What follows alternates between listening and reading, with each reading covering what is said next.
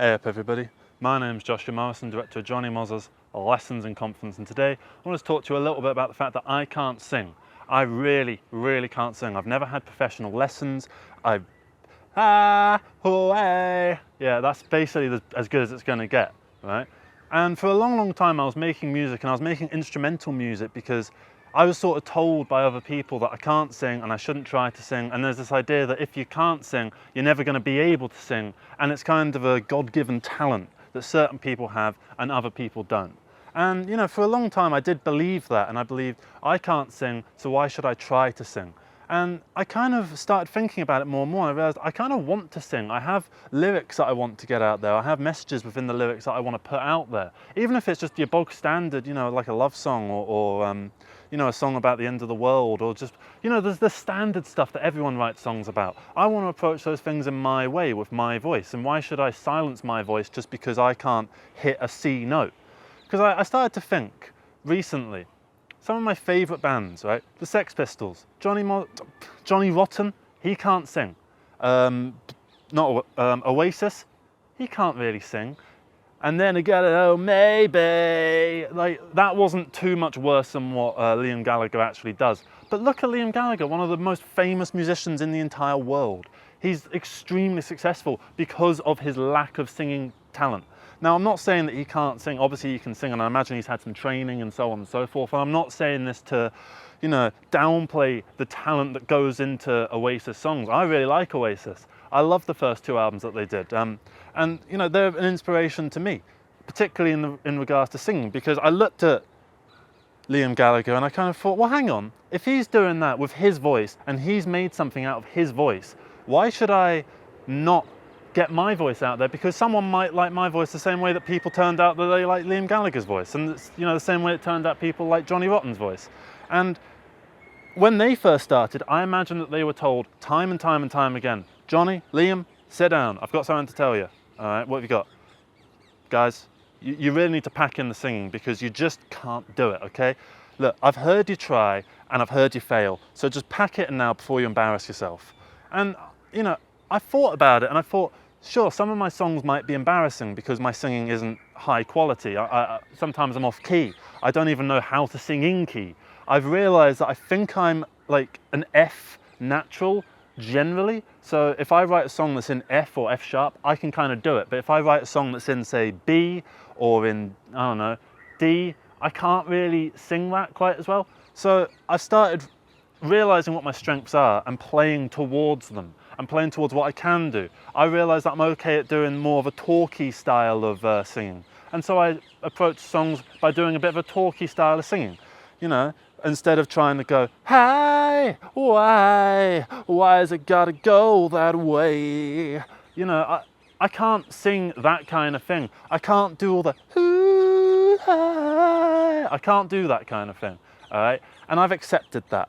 But that's not to say that there's not something that I can do within the singing sphere, something that I can do that can put my voice out there into the music, and then the music can go out into the world. And you'll have that as well. There's probably been people out there that have said, say if you're learning the guitar, you can't play the guitar, so pack it in. You can't play the piano, so pack it in. You can't do this, so stop. Don't stop. Don't let these people tell you that you're not good enough just because you're not experienced enough or talented enough at this present moment, because the only way you're going to get to that point where you will be talented and experienced enough is if you keep failing. If you keep failing, eventually you'll go from having a 100% fail rate to 99% fail rate to 90% fail rate to 50% fail rate to 30% fail rate, and eventually you'll be hitting basically every single time. And that's the way that you should try.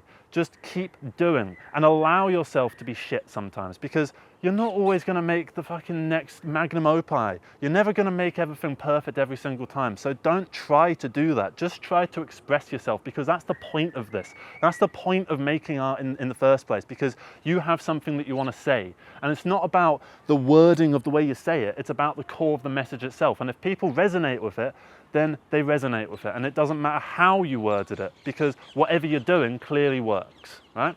So what I would say to you, if you're trying to sing, if you're learning to sing, and you know you're failing at the moment, maybe you're a bit like off key, maybe you're a bit flat, maybe you sound a bit monotone as you keep singing, I wouldn't tell you to stop. I wouldn't tell you to pack it in and just be an instrumental artist, because that's what I did. I did that for about 6 years, but towards the end of it, I do enjoy making instrumental music, but I started to feel like the music itself was empty, and people kept telling me that the music was screaming for vocals. They were screaming for some vocals on them. And I heard that exact phrase time and time and time again.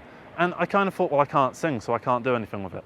And with the album I released recently called Decisions of Another Language, I was originally going to get a friend of mine to sing everything on it, right? Because he can sing and I can't sing.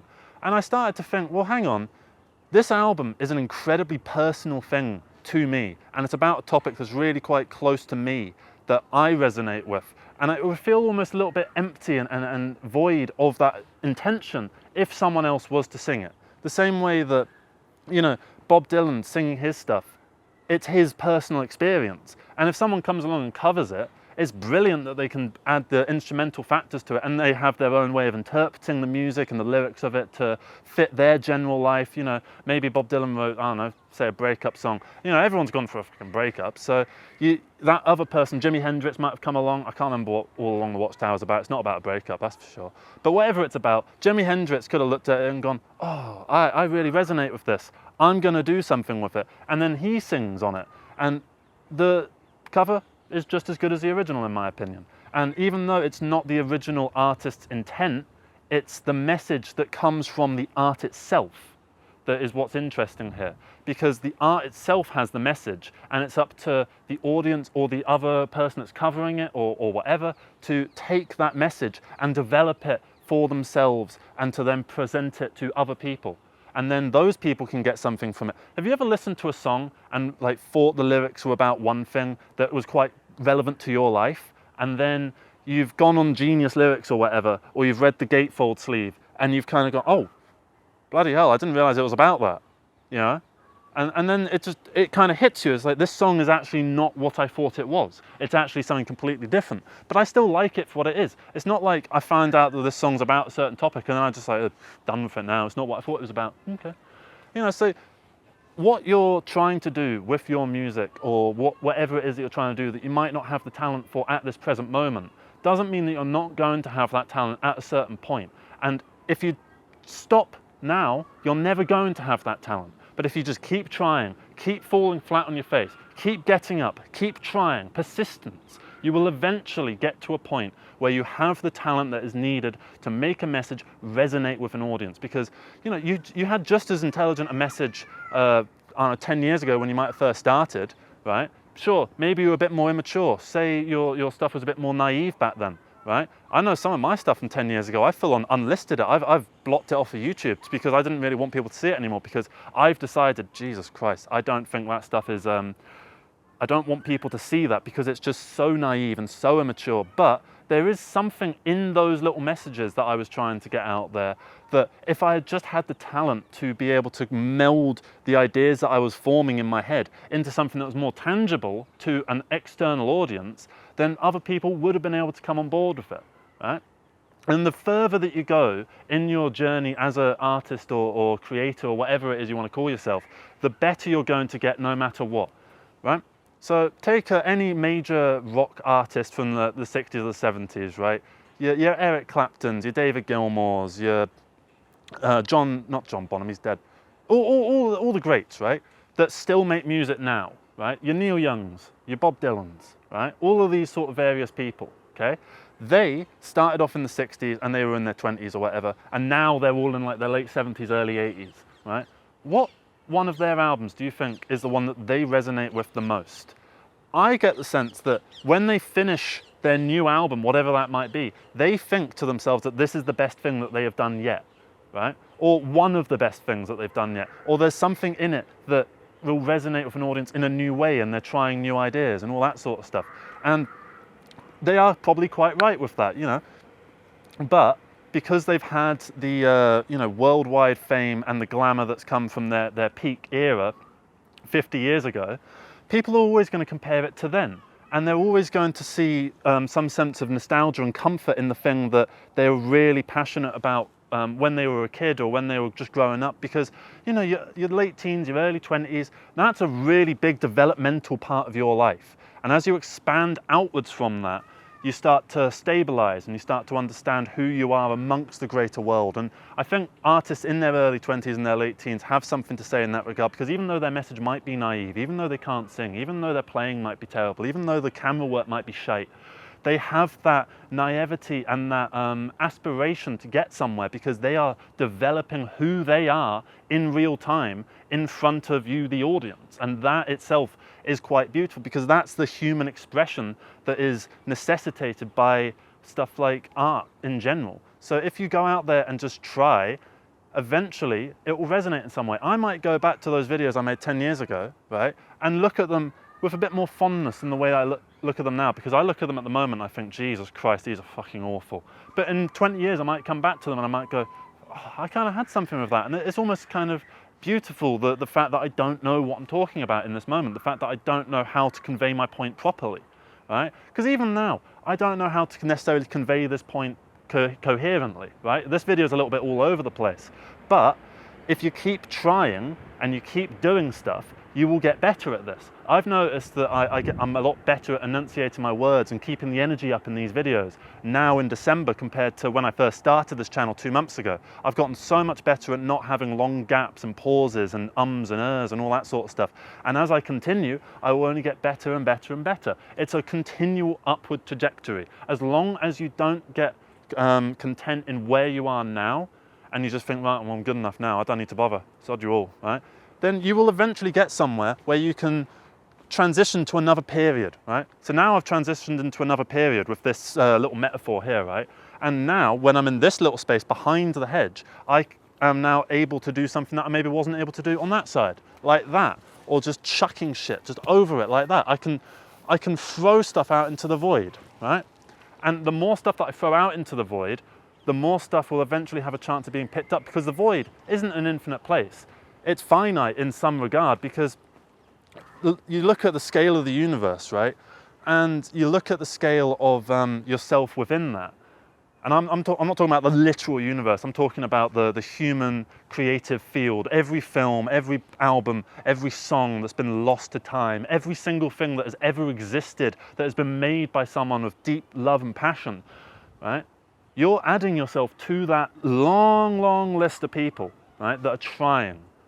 And as long as you stay on that list of people that are trying and don't just become one that just sort of goes like this, right, sick of this now, right, what do you want? Whatever, there you are. Yeah, do you want some more? Okay, here's a compilation album, whatever. You know, that kind of thing, right?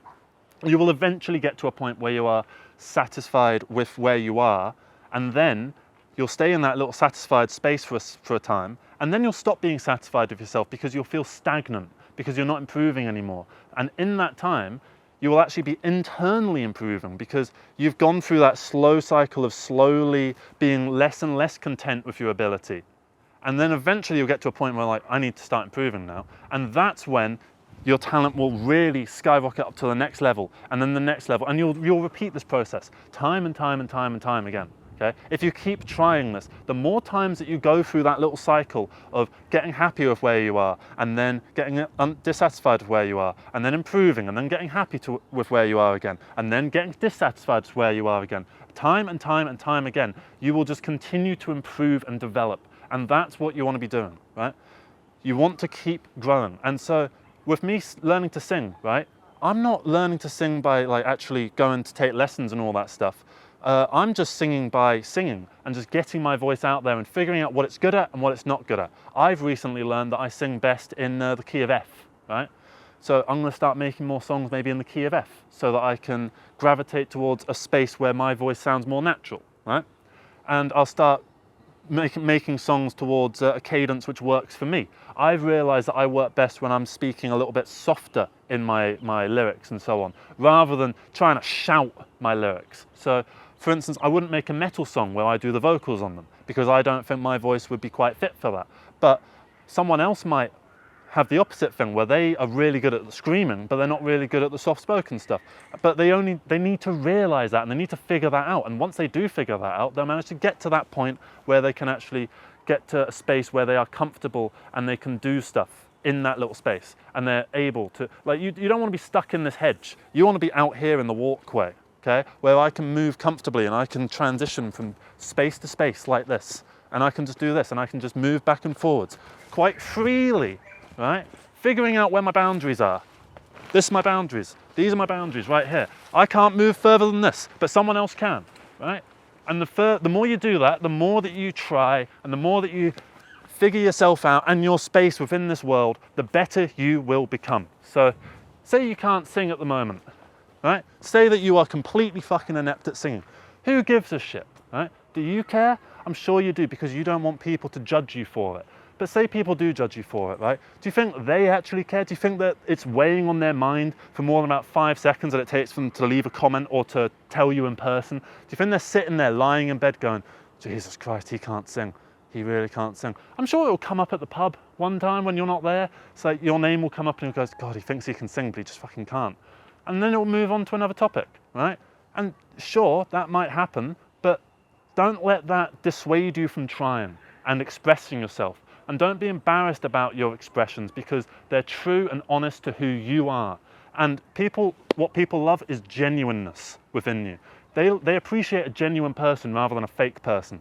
Would you rather be friends with someone who's a little bit like not successful, you know, they're not doing super well, maybe they've got some mental illness at the moment, but they're a really genuine person and they're really nice and they're really honest about who they are in the grander scheme of things? Or would you rather be friends with someone who has all the success, who has everything already figured out, but they're just phony? They feel like they're fake and they feel like they're just doing things for the sake of materialism. Which one of these people do you want to be friends with? Because I know fucking who I want to be friends with, and it's not him. He's a twat, whoever he is. This imaginary guy that's right here. He's a knobhead, right?